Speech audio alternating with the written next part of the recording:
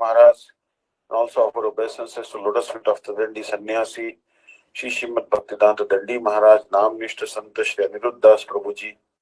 All the Vaishnavas and Vaishnavas are gathered here to accept my humble obeisances. I also offer obeisances to Vidula Prashta Jagat Guru Shri Srimad Bhakti Pramod Puri Goswami Maharaj. I think his appearance day we are celebrating today. And I pray at his lotus feet for Shuddha Bhakti. So, we are discussing Madhurya kadambini. So, page number 189, 197. So, here is said that paragraph 2, however, the incomplete performance of a limb of bhakti or omitting it is not described as sinful in the scriptures. Nor is any penance prescribed. Scripture does not instruct us to practice Bhagavad Dharma or to recite mantras while carrying a desire to sin in the heart. Both are performed solely with the desire to attain Bhagwan. If in the performance of bhakti the sadhaka becomes afflicted with some disease or dies, or if he undergoes some other impediment and consequently does not perfect his practice and attain his ultimate goal, there is no question of his incomplete practice being categorized as sin, for he had no trace of an intention to commit sin. Specifically on the path of karma, fruitive action, a slight shortcoming in following the prescribed rules and regulations in regard to the recitation of one's mantras or in one's conduct is considered a deficiency in following the limbs of karma. As a result of these shortcomings, the path of karma is not able to bestow its fruit. But the path of bhakti is not like this. By its very nature, bhakti is self-manifesting, all-powerful and fully independent. So there is no possibility of an anga being incomplete. The performance of any anga is automatically complete even if it is left incomplete. It surely bestows its fruit. It is never fruitless, and a devotee is not criticized by anyone in society. The scriptures also never criticize such a devotee and do not prescribe any form of atonement for him. Therefore, according to the above mentioned scriptural statements, there is no danger of there being any namaprad. So here you see that a lot of times Agyat Sukriti also helps the devotees.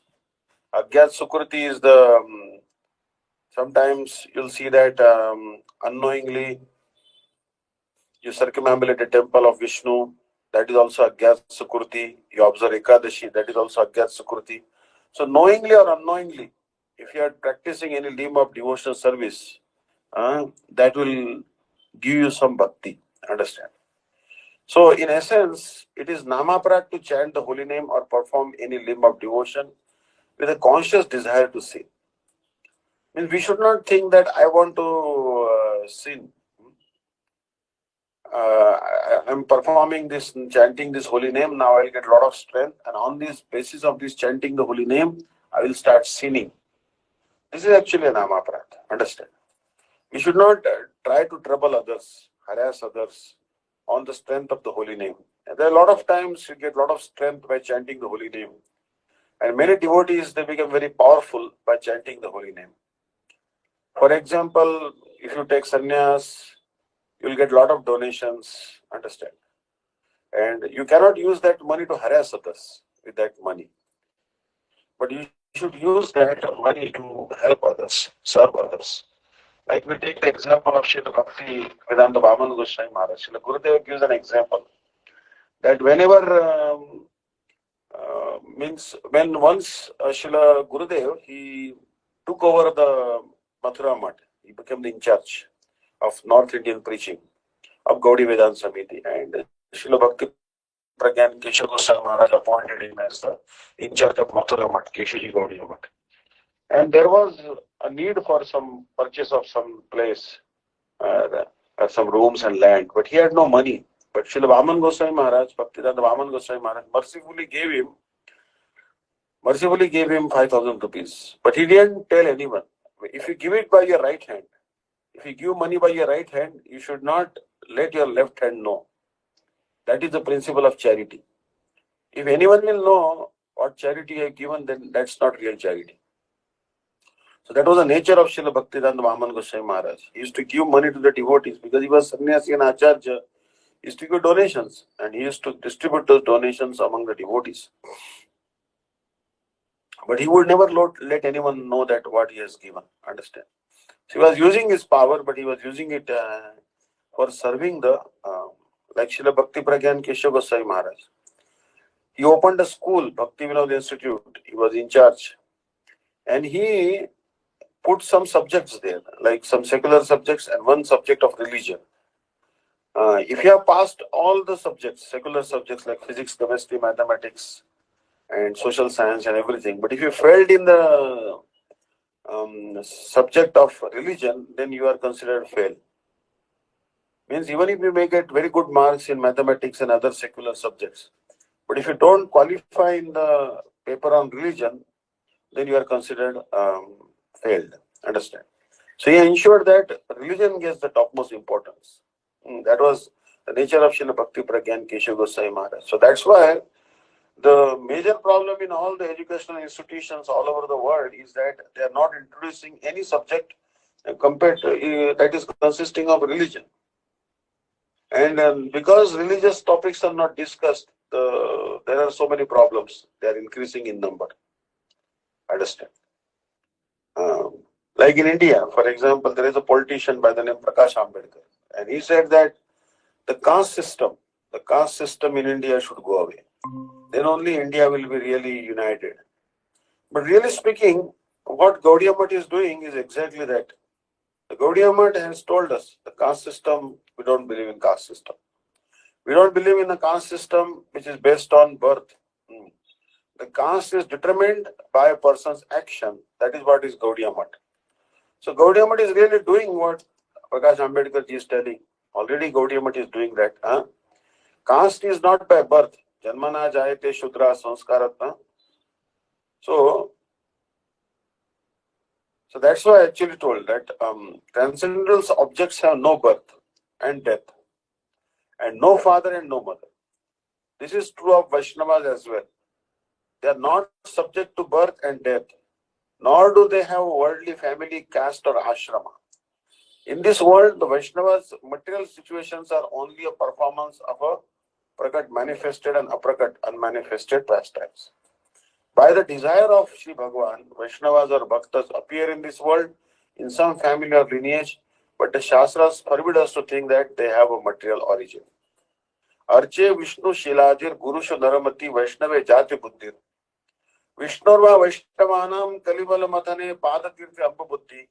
Sri Vishnu Namni Mantre Sakala Kalushe Shabda Samanya Buddhi. Sri Vishnu Sarveshwareshi Tadare Samadhi Resava Narakisa. One becomes a resident of hell if he thinks that the deity to be mere stone. Gurudev to be an ordinary human being, the Vaishnavas to belong to some caste.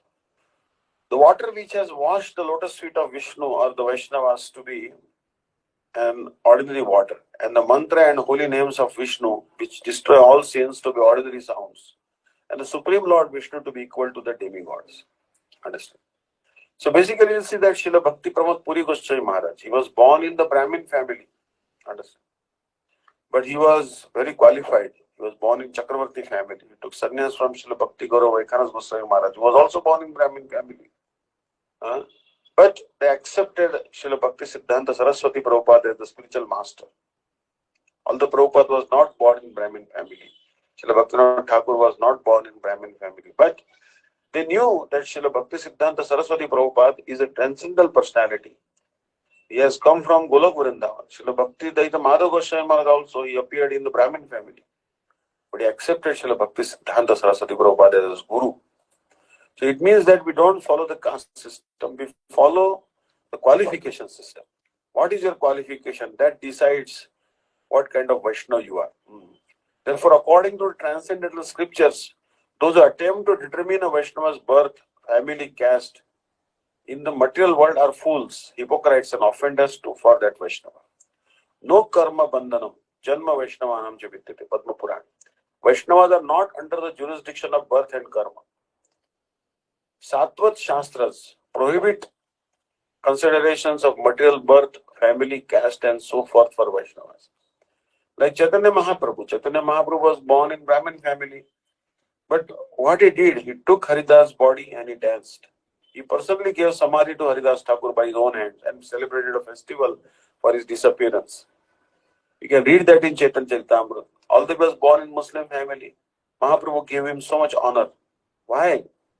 Because he was a very elevated Vaishnava. Understand? Even Rupa Goswami and Sanatana Goswami, they used to associate with Haridas Thakur and used to stay with him, I think, when they used to come to Jagannath Puri.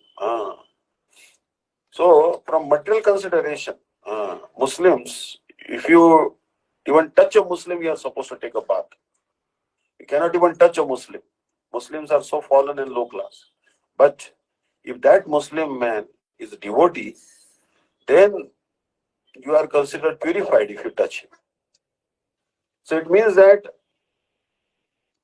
when you become a devotee, your caste, your birth, your religion doesn't matter. You become extremely purified. Understand? You become transcendentalized. Understand? And that time your caste doesn't matter anymore. So on the strength of one's birth, that I am born in Brahmin family, I will commit atrocities on others, that is not recommended.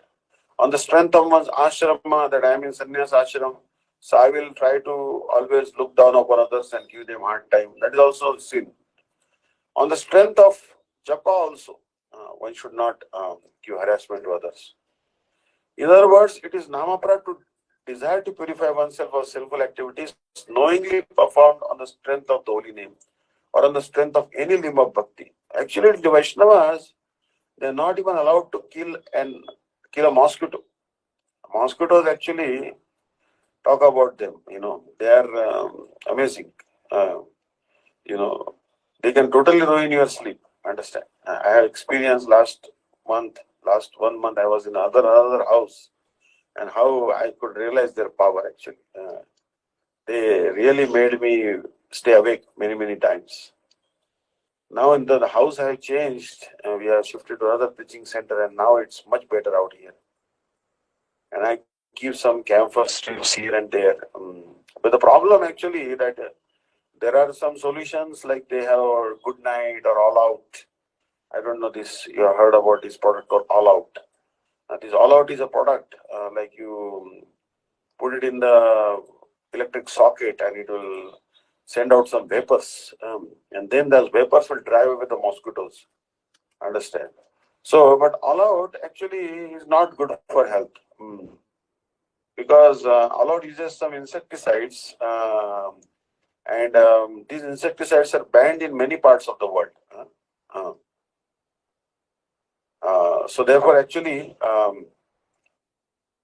these dangerous chemicals, why do you have to inhale them? Some people say that actually turning on All Out, it will actually like smoking 50 cigarettes, as bad as that.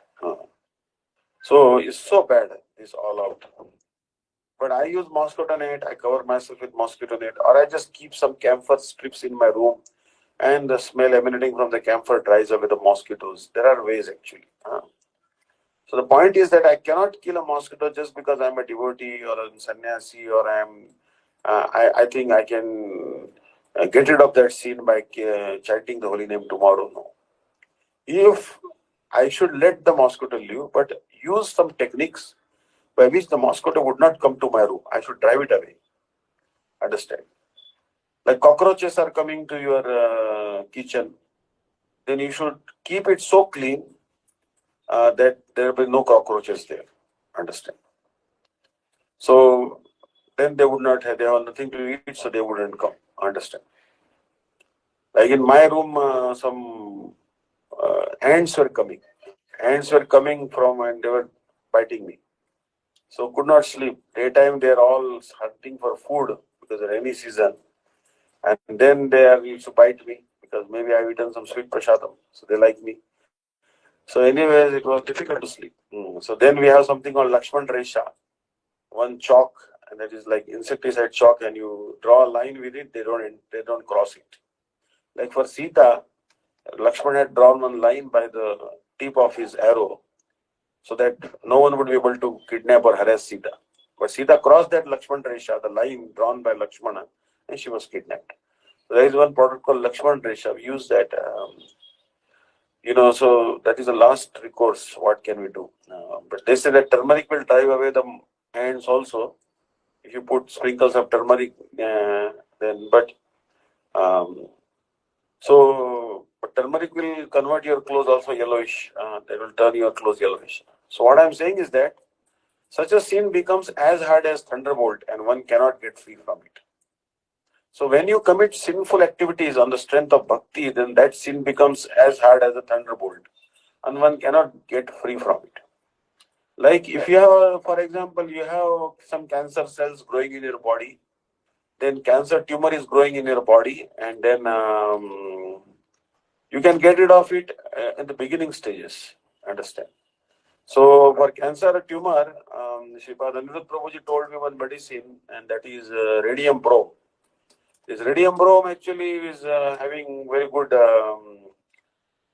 properties, and it can get rid of the tumor. Radium brom.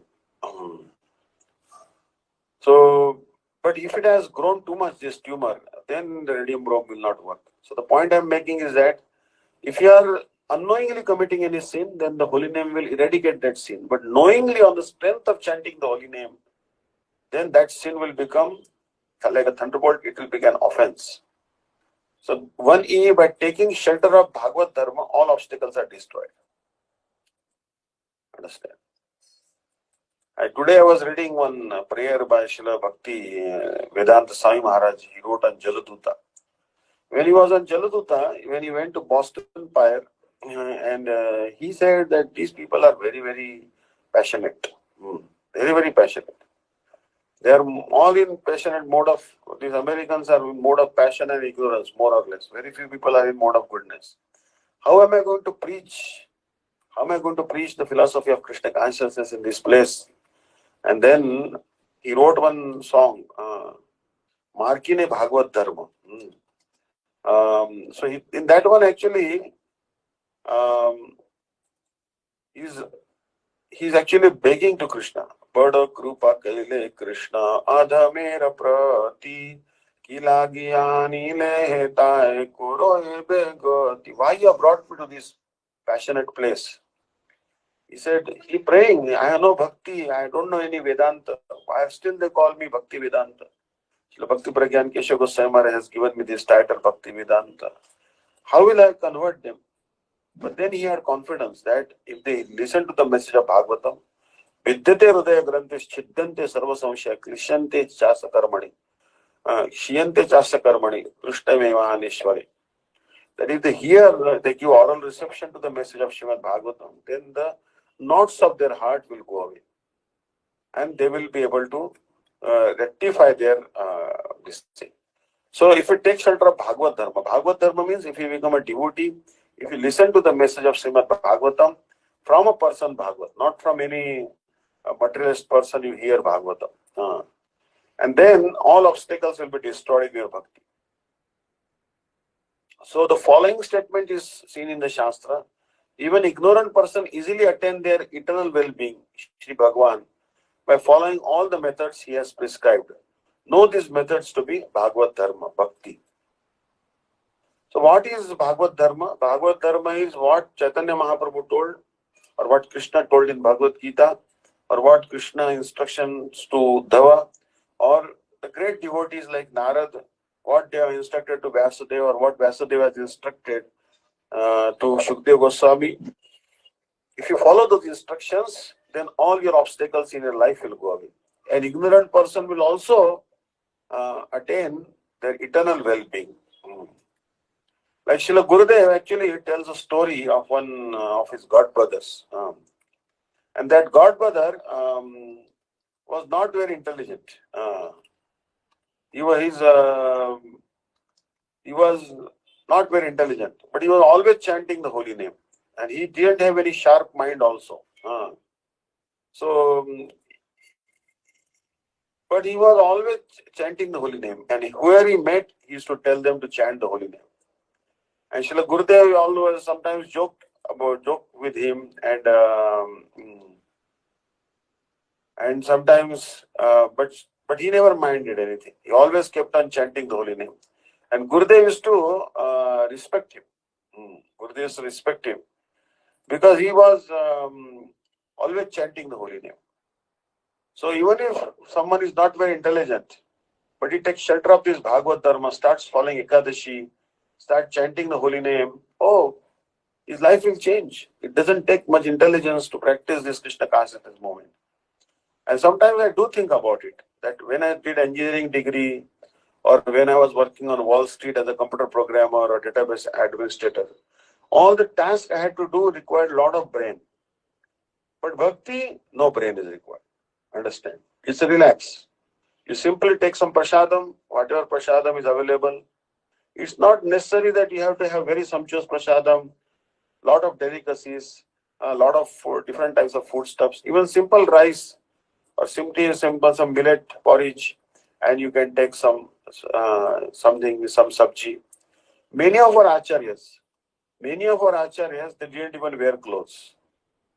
They simply stayed naked, or maybe very little cloth around their waist just to cover themselves, and they used to chant the holy name all the time, and they never worried about eating. If they got some fried grams, they used to take, or they used to take some wheat ball and put it on the red hot charcoal. The ball used to become very, used to be cooked, and then they used to eat that ball. That's all. No salt also. The acharyas have showed us that don't be attached to the body and don't try to do so many endeavors to just take care of your body. What's the point? How does it make a difference? So our acharyas were really showing us that how to follow Bhagavad Dharma.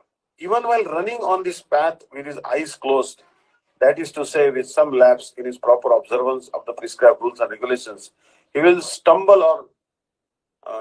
stumble or fall from it, nor will he be cheated of its ultimate result. Now, in childhood, we used to crack one joke that someone asked a passerby, "Where is the hospital? Where is the nearby hospital?" So one person asked another passerby that, "Where is the nearby hospital?" And then that passerby told him, "Just you walk on this highway with closed eyes and you'll reach the hospital." Means you'll be hit by some car and you'll have to reach the hospital. Understand?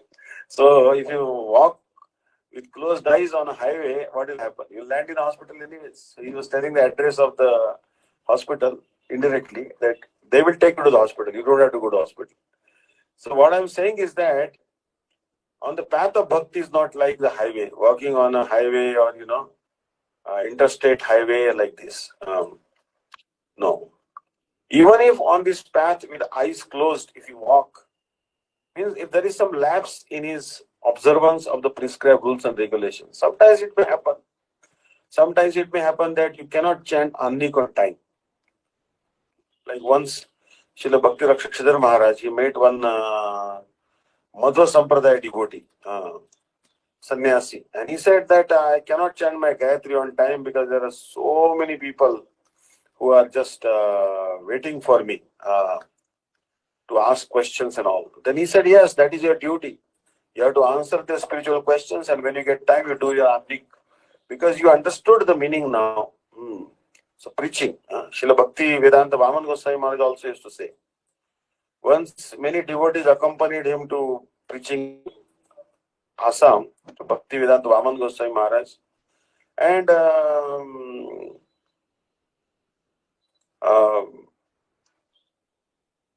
then actually the devotees were very frustrated. They said, these people are very materialistic. They're very, very materialistic. They have no influence. Nothing can change them. How much we preach. So let's go back. And then Bhaktivedanta Vaman Goswami Maharaj told, no. We should be hopeful that their hearts will change. And those who gets frustrated in preaching, those who think that uh, uh, prachar and sadhana is different. But if you think that my sadhana is prachar only is my sadhana, or the Nagar Sankirtan I am doing, that is my sadhana, you will never become bored. Understand? Like for example, at the time of Srila Bhakti-Vidanta Swami Maharaj, he used to send out the parties for doing Nagar Kirtan. In cold season, in New York, subways, and Chicago. Chicago is windy city, understand? The temperature may be 0 degrees, but the wind chill will make it minus 20 degrees. It's so windy city. I remember I was in the outskirts of Chicago once. I landed there first I went to America, I landed in that O'Hare airport. At O'Hare airport, the devotees used to call it O'Hare airport. O'Hare. Yeah. Understand? So I landed there, it was so cold out there. And devotees used to do Nagar Kirtan there, 8 hours like that. Their hands used to freeze. But if you regard that Nagar Kirtan as your sadhana, then that is okay. Understand? Because you are doing Nagar Kirtan. Understand? So preaching is also a type of sadhana. So we cannot stop preaching also, and we cannot stop our sadhana bhajan also. Understand? Both should go hand in hand. Because if we don't preach, we are not showing mercy. Like for example, Srila Bhakti-Vidanta Bharati Maharaj, Srila Bhakti-Daita Madhava Goswami Maharaj asked him that I am now exhibiting the pastime of being sick. So he was sick and old. He said, after me, I want this mission to carry on. So would you want to initiate disciples? Then Srila Bhakti-Daita Madhava Goswami, then Bhakti-Vidanta Bharati Maharaj said that, what can I do? He was thinking. So actually, then it is mentioned that just like accepting initiation is a limb of devotional service, right? In 64 limbs of devotional service, there is one limb that you have to accept a Sadguru and you have to hear Diksha mantra from him. First Hare Krishna mantra, and then you have to hear the Gopal mantra and other Diksha mantras from the lips of the devotee. This is one of the limbs of devotional service. Adu Guru Padashraya Tata Diksha Shiksha. So similarly, Srila Bhakti-Vedanta Madhava Goswami Maharaj said that just as accepting Diksha is a limb of devotional service, giving Diksha is also a limb of devotional service. Because how will people accept Diksha if there is no one to give Diksha? Understand? So Gurus, they are doing, if any Acharya is giving Diksha, that is also a limb of devotional service. Because you are starting the bhakti of so many devotees. Understand? So accepting Diksha is a limb of devotional service, and giving Diksha is also limb of devotional service. Understand? So both should go on hand in hand. And sometimes it may so happen that, you cannot completely attend Kartik, like for Sripad Dandi Maharaj. He was so busy in managing Bangalore temple with 300 cows, so many devotees, deity seva, preaching in South India. And he rushed to Vrindavan maybe last 2 days of Kartika. He could not fully attend Kartik month because of his responsibilities. No one can replace him there, and no one can actually take his position because it is so hard to manage that temple. A big society like Sranganath Gaudiya Math, it's a big ashrama. So many devotees, they could not go to Kartik, although they had a desire to. They could not go for Kartik for entire month. But that is not an offense. Understand? That is not an offense because it is necessary for them to preach also. Like many times, Srila Bhakti-Vidanta Bharati Maharaj also used to observe the entire Kartik in Chandigarh. Although the best place to observe Kartik is Mathura and Vrindavan, and the scriptures tell that. But there were some needs that Chaitanya Gaudiya Math, necessary it was for them to preach in that area. Because Srila Bhakti-Daita Madhava Goswami Maharaj, he was a Lion Acharya. And he established with hard effort Math in Punjab. Because to preach Gaudiya Vaishnavism in Punjab, they needed someone very strong personality like Srila Bhakti-Vedanta Madhava Goswami Maharaj. After Srila Bhakti-Vedanta Madhava Goswami Maharaj, someone had to carry on that work. And that was carried on by Srila Bhakti-Vallabh Tirtha Goswami Maharaj and Srila Bhakti-Vidanta Bharati Maharaj and other Acharyas. So even if these great Acharyas, they miss sometimes Kartik and cannot go to Vrindavan, there is no offense at all. Or many of you could not go to Kartik also because you are in your country's corona situation. Not many devotees could travel, and also financial constraints are there. So you are not reaching Vrindavan is not considered an offense. Understand? But because you have an inclination to go to Vrindavan and you have a desire to go to Vrindavan, it is actually in separation you are serving Vrindavan. Understand? Um, just like, for example, there was a birthplace of Srila Bhakti Siddhanta Saraswati Prabhupada. Now, this birthplace of Srila Bhakti Siddhanta Saraswati Prabhupada was a very, very dirty place. That place, people used to throw garbage there, and so much mud used to be there, and so much dirt. But when the disciples of Srila Bhakti Siddhanta Saraswati Prabhupada used to come to the birthplace of Srila Bhakti Siddhanta Saraswati Prabhupada, they used to offer Sashtang Dandot Pranam.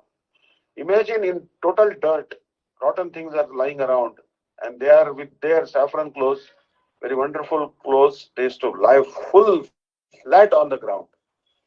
And Srila Bhakti Bharati Maharaj used to see that, what is this? My Guru Maharaj and all the disciples of Srila Bhakti Siddhanta Saraswati Prabhupada are lying here full. Srila Bhakti Maharaj used to do only Panchanga Pranam, means with his knees and his head, and that too only for a second, and he used to get up because that would spoil his dress. But later on, when he came to know about the glories of the birthplace of Srila Bhakti Siddhanta Saraswati Prabhupada, he also started offering Sashtang Dandot Pranam there. Understand? Because that place was so glorious. Now it was Bhakti-Vidanta Madhava Goswami Maharaj, by his hard labor, hard effort, he collected funds and he acquired that place. So the point here is that here the words Nimilla Netra means by closing the eyes and refer to the action a person performs. Indirectly, Nimilla indicates despite having eyes, one closes them. That is, it suggests willful closing of the eyes. The word Dhavan, running, refers to taking longer strides than normal without stumbling. Similarly, a person may take shelter of Bhagavad Dharma and may have knowledge of the limbs of Bhakti, but still, like an ignorant person, he may skip over some of the secondary angles. If, however, he continues to follow the primary limbs, hearing in chanting and remembering, then there will be neither be the fault of neglect, nor will there be any hindrance, and he will not be cheated of the fruit of Bhagavad Dharma. This analogy is indeed appropriate. For example, if I want, I can purchase deities from Vrindavan, send someone to Vrindavan, purchase deities. Then I spend a lot of my time in dressing the deities, making garlands for the deities, chanting the mantras, doing abhishek for the deities. If I want, I can do that. I have some money also. I can get the deity of Radha Krishna, Laddu Gopal. Or I can choose that I keep instead a photograph of Radha Govinda, Radha Gopinath, Radha Madan Mohan, Radha Vinod Bihari, any deity installed by an authentic Vaishnava, and make a simple garland every day, offer to that deity and chant more, focus more on chanting the holy name. It is my choice. Understand? Every Vaishnava has a choice like that. Like Srila Gurudev also many times used to say that, you are a sannyasi, you are a brahmachari, and it may be very difficult for you to maintain your deities with you. You may have to travel somewhere. Sometimes you may have to travel without reservation also. Emergency. How will you be able to carry the deities with you? So better you think that my Japamala is my 108 gopis and Radha Krishna, the Merumani. Let me just chant on my Harinam Mala and worship a picture of Panchatattva Radha Krishna. That will be better for me. One should evaluate like that. Understand? I am not looking down upon Archana Marga. Understand? Archan Marga, there are great devotees like Vamshidas Babaji Maharaj, and there were devotees like Gaurkishore Babaji Maharaj, Bhaktivinoda Thakur, Srila Bhaktivedanta Madhava Goswami Maharaj, Srila Bhakti Pragyan Keshav Goswami Maharaj, Srila our Gurudev, Srila Bhaktivedanta Vaman Goswami Maharaj, Srila Bhaktivedanta Nandi Maharaj, all these great Vaishnavas, they are worshipping the deity. Understand? No doubt about it that one should not think that deity worship is for only Kanishta Adhikaris. Actually, deity worship is for all types of Adhikaris. One will have more relish if one is a Mahabhagavat, he will relish a different rasa, much higher rasa when he is a Mahabhagavat, when he worships the deity. Madhurya Puripad also served the deity. Rupa Goswami also served the deity. And all the great acharyas have served. Sanatana Goswami also served the deity of Radha Madan Mohan. But Kanishta Adhikari also can serve. Depending on your Adhikar, you will relish that deity worship. But there are many acharyas, they didn't worry about the deities and they kept on chanting the holy name, and that is also okay. Understand? So, so Srila Gurudev has said that, for renounced persons in renounced order of life, if they're traveling too much, no need of keeping any Shaligram, Shila or deities. They should simply keep a picture of Radha Krishna and chant holy name. Bhakti-Vinod Thakur also in Jaiva Dharma says that yes, you should serve the deity. Very important. In Muslims don't serve the deities, Christians don't serve the deities. And that's why there are so many materialistic persons in those religions. But the Hindus and Sanatan Dharma people serve the deities and they're more advanced. Deity worship is wonderful. No doubt about it. But if someone, due to restrictions, is not able to go to the temple, he is living away from the temple, or because his physical condition is not permitting to serve the deity, because deity worship means 3 times you have to make offerings, properly do abhishek, chant Purush Sukta, this, that, then that person, if doesn't keep the deities, instead focuses on the holy name, there is nothing to lose for him. And for example, you'll see that you have to offer a ghee lamp to the deity. Understand? Ghee lamp you have to offer to the deity. But suppose someone is in the renounced order of life, then how will he get the ghee, pure ghee, very expensive or not available? Suppose you are living in the forest, and how can you offer ghee lamp to your deity or to a Shaligram Shila or Govardhan Shila? In that case, you are given an option of offering sesame seed oil. But even if that is not available, then you can offer a lamp to your deity of the oil made from the castor oil. You must have known the castor oil. Castor oil is great purgative, means it cleanses your stomach like anything. It is not used for cooking at all. If you cook with that, then everyone will be in hospital. Understand? But that oil is actually not meant for anything, but only as a medicine. You can take 1 spoon of it with milk. I remember in childhood, my mother used to give that with, it was so tasteless or maybe ugly thing, that we had to close our nose just to swallow it. It was sticky thing that used to go to our stomach, and 15 or 20 minutes or half or 1 hour later, we used to get a solid motion, all dirty things coming out. So that castor oil actually is called Ingu Ditela. Ingu. That Ingu Ditela is can be used in deity worship.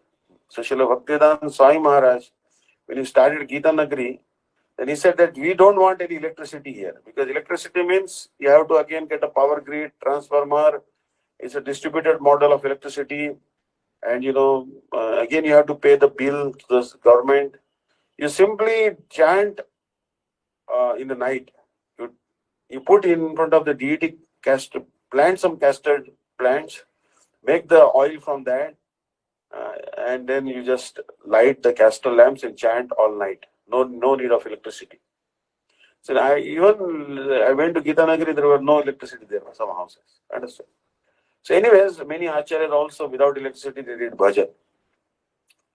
So he may skip over some of the secondary angles. If however he continues to follow the primary limbs, hearing, chanting and remembering, then there will be neither be the fault or of neglect, nor will there be any hindrance.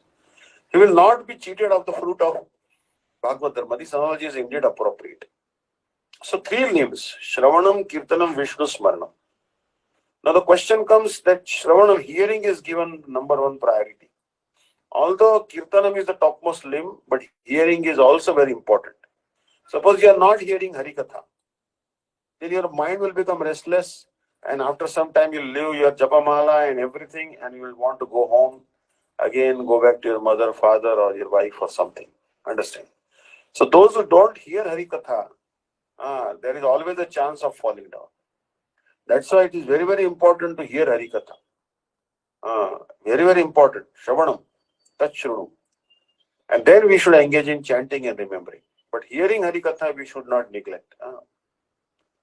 So, in the previous section, while describing the different types of offenses, which are powerful obstacles to bhakti or anarthas, Srila Vishnu Thakur also explains that Bhagavad Dharma bestows the full result of devotional practice, even if a person fails to perform some of its angas. So there are 64 limbs of devotional service. And in 64 limbs of devotional service, what limbs you are going to perform.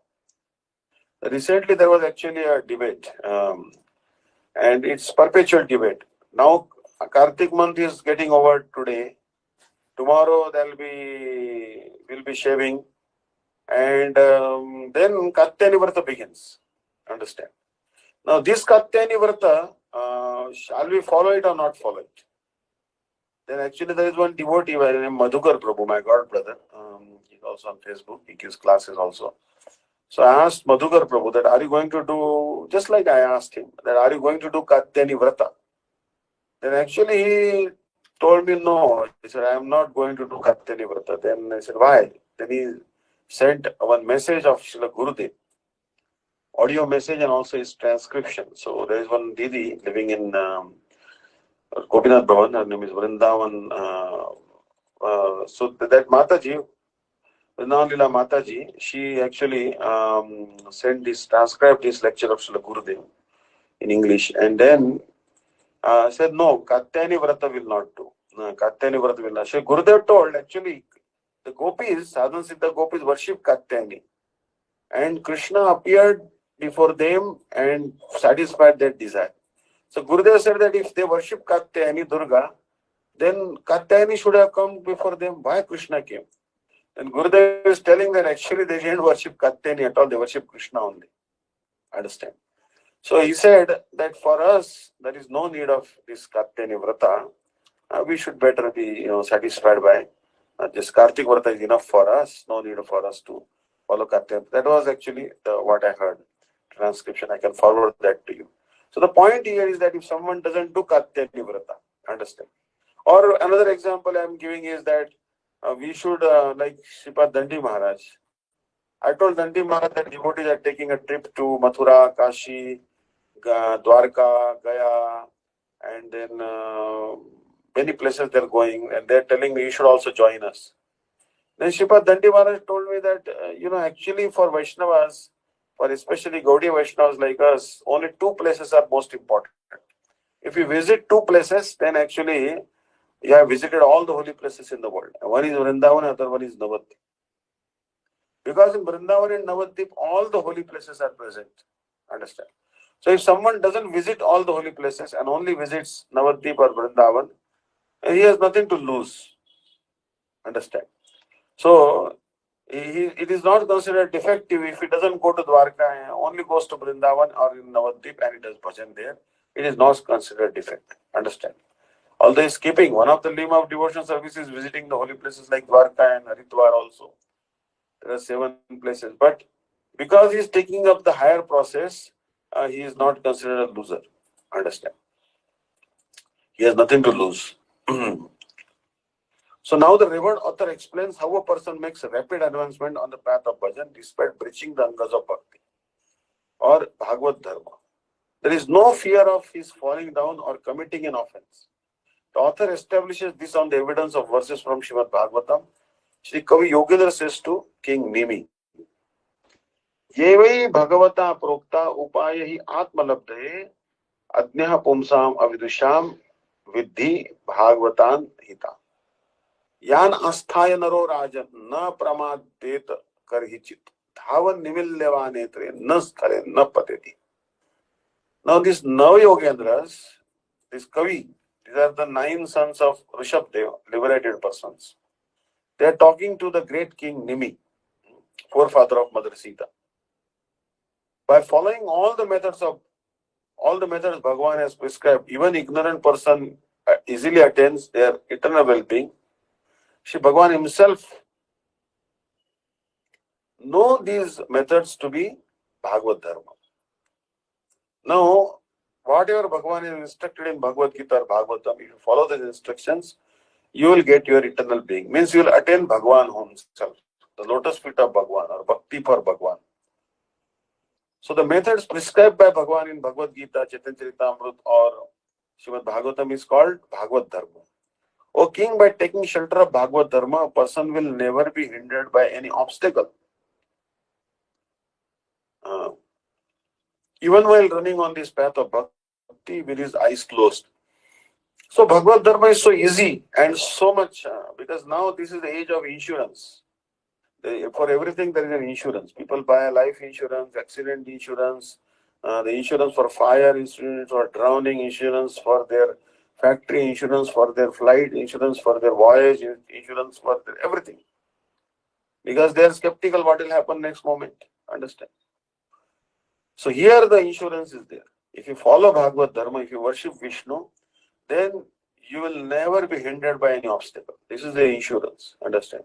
But this is not said about karma, jnana, or worship of demigods. No. Only if you follow Bhagavad Dharma, you are guaranteed of success. Even if you do it with closed eyes. Even while running on this path of bhakti with his eyes closed, that is to say, with some lapse in his proper observance of the prescribed rules and regulations, he will not stumble or fall from it. Like that is what actually Bhakti-Vedanta Swami Maharaj told. You try to chant 16 rounds. Srila Bhakti-Siddhanta Saraswati Prabhupada said, 1 lakh holy name, 64 rounds. Like Srila Anand Prabhuji also says, Srila Gurudev also says, Srila Bhakti-Vedanta Vaman Goswami also says, that chant 1 lakh holy name. Now they are telling you to chant 1 lakh holy name. And that's it. If you cannot do any other limb, but you are doing 1 lakh holy name, you are okay. Understand? And if you hear Harikatha, render some service to sadhus and chant 1 lakh holy name, I think we are all set. Understand? No other limb of devotional service is required. And you can see that in the life of Srila Bhakti-Vedanta Vaman Goswami Maharaj. Once he had a fever, 104 degree Fahrenheit. And there was no one to cook in the matha. So Bhakti-Vedanta Vaman Goswami Maharaj was woken up by Srila Bhakti Pragyan Keshav Goswami Maharaj. Hey, wake up. Sajjan Sevak Brahmachari, wake up. Cook. So who will cook? So many devotees have come. Who will feed them prasad? Cook. And then he got up from his feverish condition. He cooked for them and again he went and took rest. Understand? So he was so much serving the devotees. When devotees are taking prasad, Bhakti-Vedanta Vaman Goswami Maharaj used to put the leaf plate before them. Lemon, salt he used to give. After they are taken prasad, he used to lift their leaf plates, clean that area. That service Srila Bhakti-Vedanta Vaman Goswami Maharaj used to do. And then he used to chant 1 lakh holy name. Like Narari Seva Vigraha Prabhu, what he was doing? He was called the mother of the Gaudiya Math. He used to wash the clothes of brahmacharis, take care of them when they are sick, feed them, cook for them, cut vegetables. He had no time to chant 1 lakh holy name, which is the standard in Gaudiya Math. So he used to chant standing position with his ponytail actually tied to the, with his tuft of the hair, the shikha to the roof, and standing condition is to chant 1 lakh holy name, so that he doesn't fall asleep. These great devotees have shown by their example. Srila Bhakti Pramod Puri Goswami Maharaj, whose disappearance day we are celebrating today. He used to edit so many books, magazines, periodicals for Srila Prabhupada, but always he used to curtail his sleep, reduce his sleep, and he used to chant 1 lakh holy name without any fault. And he was an excellent pujari. He was such a diligent pujari. He was so expert in deity worship. Understand? He was also excellent in japa. Excellent in kirtan. His kirtans used to appear on All India Radio. All devotees used to gather near a radio set. Radio set was actually very rare in those days. And they used to, wherever neighbors' radio set used to go and hear when All India Radio used to broadcast the bhajans of Srila Bhakti Pramod Puri Goswami Maharaj. Understand? So these great acharyas have showed by their example, by chanting the holy name, serving the Vaishnavas, they got all the result. All the results came just by chanting the holy name and by serving Vaishnavas. They did not do so many limbs of devotional service. Not so much Bhagavatam also they didn't study. Sometimes when we study too many books and we know too many verses, Gurudev says some false ego may come. Understand? That if you are learned persons, those who can quote many verses, they have a lot of false ego. Srila Gurudev is telling. Understand? So, you should not develop that false ego. Scholarship sometimes can make you have false ego. So various rishis and munis, sages and seers have articulated aspects of their respective religious processes. But no one besides Sri Bhagavan himself can describe Bhagavad Dharma. Bhakti Dharma and his own real nature, Swarupa. It is for this reason that Bhagavan has done so. Shri Krishna says to Uddhav, Kalina Nashta Pralay Vaniyan Veda Sadmita Mayadu Brahmana Prokta Dharma Yasyam Bata. Actually, Srila Bhakti-Vidanta Bhaman Goswami Maharaj, he was great Guru Sevaka. Understand? Was a great Guru Sevaka. That's why actually Krishna always protected him. Once he was a brahmachari, he went to Krishnanagar. And there in Krishnanagar, his aunt was staying actually. So he was walking from bus stand to his aunt's house. And it was night time. And night time he saw some marriage procession. Some marriage party was going on. So many people had gathered and they were cooking with puris. Oil was boiling in a pauldron and then they were putting puris in that. Sabji they were making. Dancing and singing was going on. Then the father of the bride told that, please bless my daughter. Please bless my daughter and, and he told like that. And somehow Srila Bhakti-Vidanta Bhaman Goswami Maharaj, he came home from that place. Then his aunt asked him that, hey, Sajjan Sevak, hey, Santosh, how come you became so late? He said, I was coming from bus stand and then on the way I saw a marriage party. Some marriage was going on and that's why I had to go there, so I became late. Then she said, there is no marriage there. Apparently in that playground, so many ghosts were there, understand? And they were doing the marriage of some ghost. Apparently maybe some people say that but for some reason they had become ghost. So, but Krishna saved him, understand? Otherwise he would have died, understand? Ghost would have killed him. So point I am making is that the pure devotees are always protected. This is called Dhavan. Even if you are running with closed eyes, Guru and Vaishnavas are always watching over you, understand? Another time, Srila Bhakti Vedanta Bhaman Goswami Maharaj, there was a flood in Mayapur. The flood in Mayapur, somehow or the other, he had some seva to do in Mayapur. So he went there with a boat because he was from Bangladesh.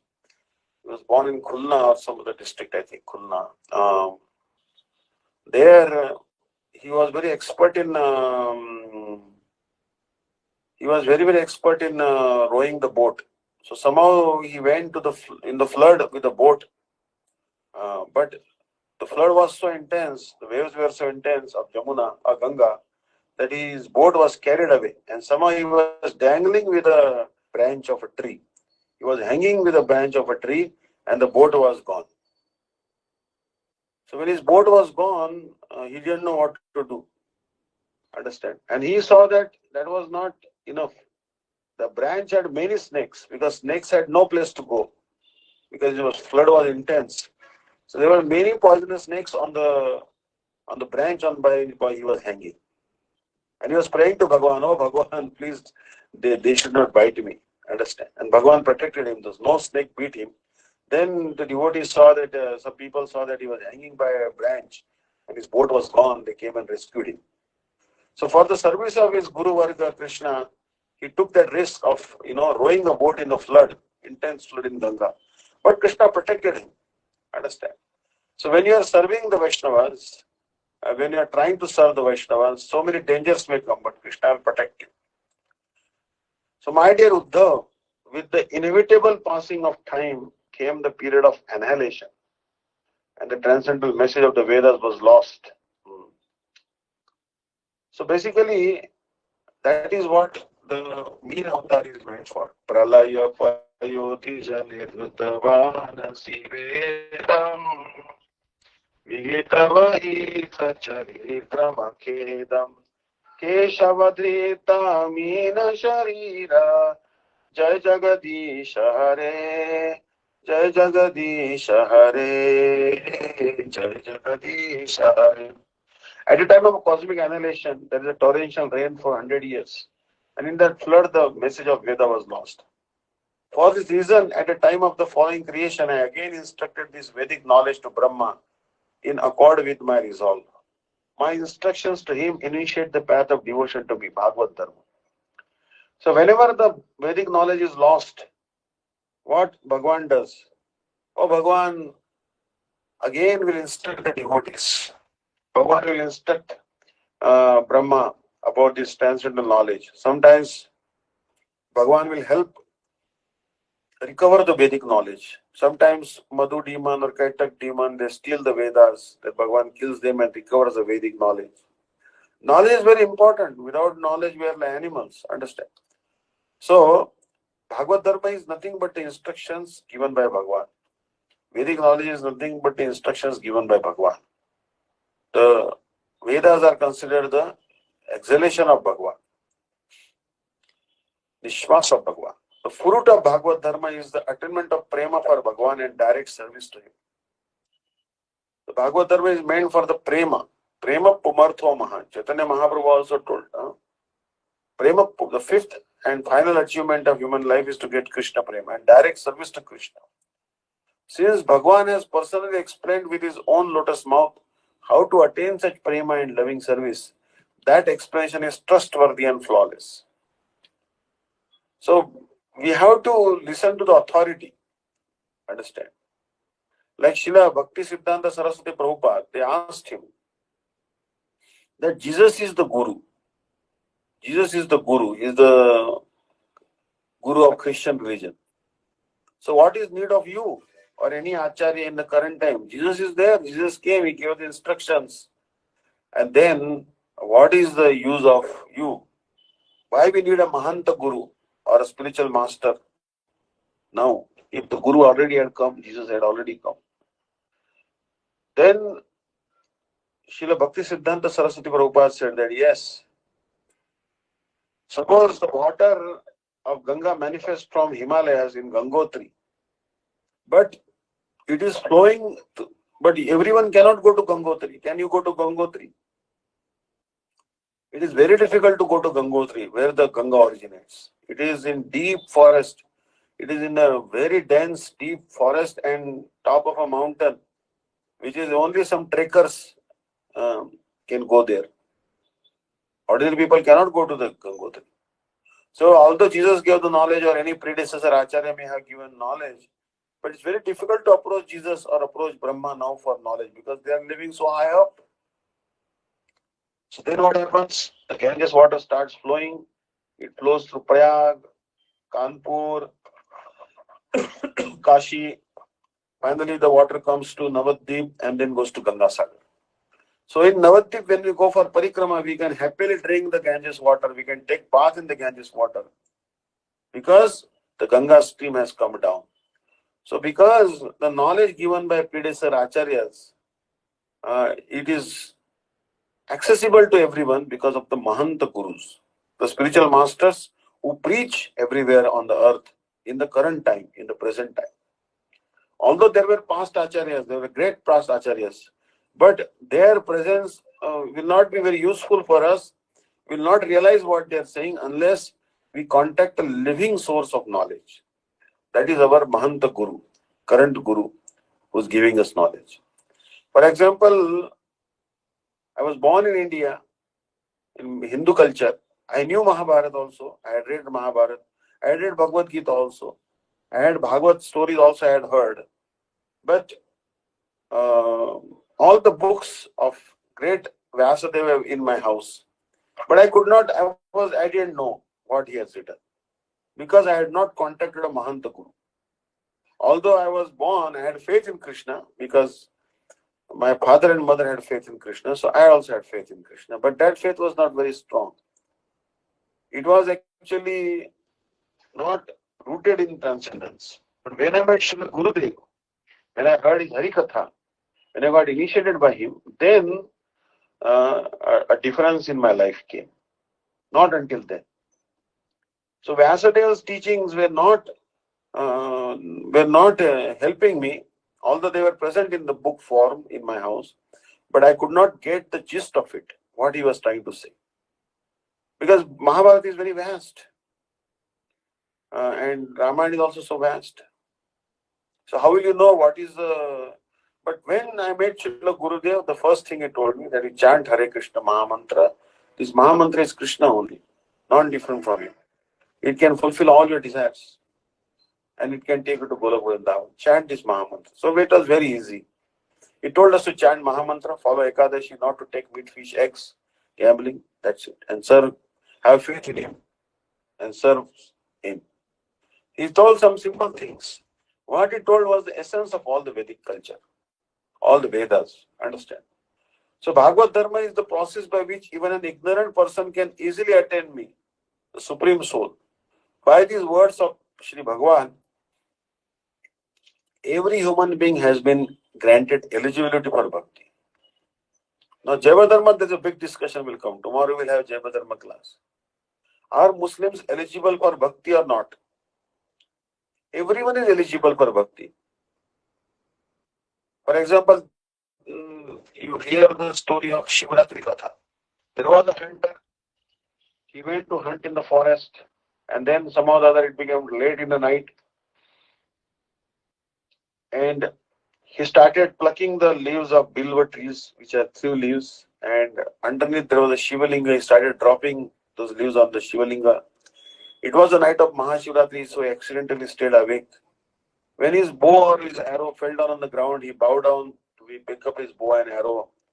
So he bowed down before a Shivalinga, so he got the benefit of bowing down to Shivalinga also. And then he also brought the water from the river, and accidentally the water fell on the Shivalinga, so he got the benefit of bathing the Shivalinga. So many things coincided, and he got the sukriti of observing Mahashivratri and worshipping the Shivalinga. And as a result, in next lifetime, he was born in a good family. He got a devotee birth, or he was even liberated and became associate of Lord Shiva. So either way, this is called Agyat Sukriti. Even ignorant person like that hunter had a good destination. Like Valmiki was Ajamil. Ajamil was a very learned Brahmana, but he had lost his intelligence due to association with a prostitute. But what happened to him? By chanting the name of Narayan unknowingly, he was liberated. So bhakti is so powerful. Bhakti is very, very powerful. So we'll stop here today. We are on the last page of page number 200. So we'll carry next time, and tomorrow I'll see you for the Dharma class. Thank you so much. And tomorrow onwards, I think the Kartik is over, officially over. And therefore, you can again start cooking tomatoes, which you might have missed a lot, brinjal, eggplants, and all the vegetables which are forbidden during the Chaturmasya. Obviously, we don't take onion, garlic, but other vegetables which are forbidden, we can start cooking again, like beet and all. Hare Krishna. Thank you so much.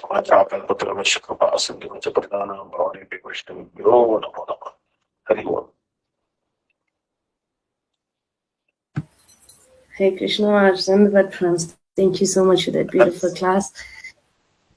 Any questions, dear devotees?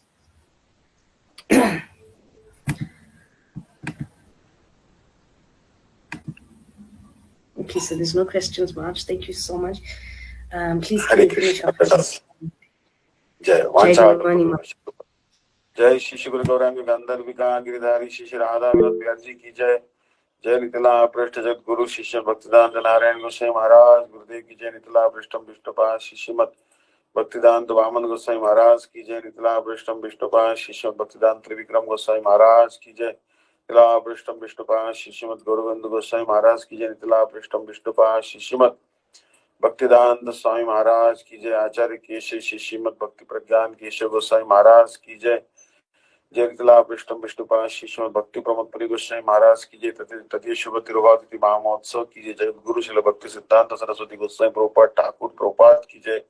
प्रेम से कहो श्री कृष्ण चैतन्य प्रभु नित्यानंद श्री अद्वैत गदाधर श्रीवासदि गौर भक्त वृंद की जय।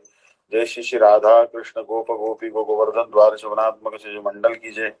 गंगा जमुना तुलसी भक्ति देवी की जय। श्री जगन्नाथ बलदेव सुभद्रा सुदर्शन चक्रजू की जय। सर्व विघ्न विनाशन भक्ति विघ्न विनाशन नरसिंह भगवान की जय। भक्त श्री प्रहलाद महाराज की जय। चारों संप्रदाय की जय। चारों आचार्य की जय। चारों धामों की जय। आकर मठरा चैतन्य मठ की जय। केशरी गौड़ी मठ की जय। रूपसलान गौड़ी मठ की जय। श्रृंगनाथ गौड़ी मठ की जय। अन्य शाखा मठ समूह की जय। हरिनाम संकीर्तन की जय। अनंत कोटि वैष्णव वृंद की जय। त्रिदंडी स्वामी शिष्य भक्तिदान दंडी महाराज जी की जय। नामनिष्ठ संत श्री अनुदास प्रभु की जय। मठेर सेवक वृंद की जय, धामवासी भक्त वृंद की जय, ब्रजमंडल परिक्रमा की जय, कार्तिक व्रत की जय, ऊर्जा व्रत की जय, निताई गौर प्रेमानंदे। हरि हरि बोल। क्षमा करो, दया करो, कृपा कर, रक्षा करो, गुरुवे गौर चंद्राय राधिकाय दालय कृष्णाय कृष्ण भक्ताय तद्भक्ताय नमो नमः। अनंत कोटि वैष्णव वृंद की जय। Hare Krishna. Thank you. Hare Krishna. Hare Dhanavad Krishna. Khan. Bhakti-Vidanta Vishnu Day tomorrow. Ki jai. Thank जय you विशाखा everybody for की जय। हरे joining. Krishna. Yeah, Lord. Thank you for joining today, and we'll see you all tomorrow for class of Sripad Bhakti-Vedanta Dandi Maharaj for the last day of Karthik. And I will update again with time, but Gurudev said he should be on time tomorrow as well. So please bear with us if Gurudev is late, as he's doing Govardhan Parikrama tomorrow. So he will come. And then again we see Sripad Bhakti-Vedanta Vishnu Deta Maharaj for Javadharma class in the evening. So thank you, dear devotees, for joining, and we'll see you all tomorrow. Vancha kalpatarubhyasya kripa sindhubhye cha patitanam pavanebhyo Vaishnavibhyo namo Vaishnavibhyo Vaishnavibhyo. Hare Krishna Maharaj Dandavat Pranams, Hare Krishna dear devotees Dandavat Pranams, Hare Bol.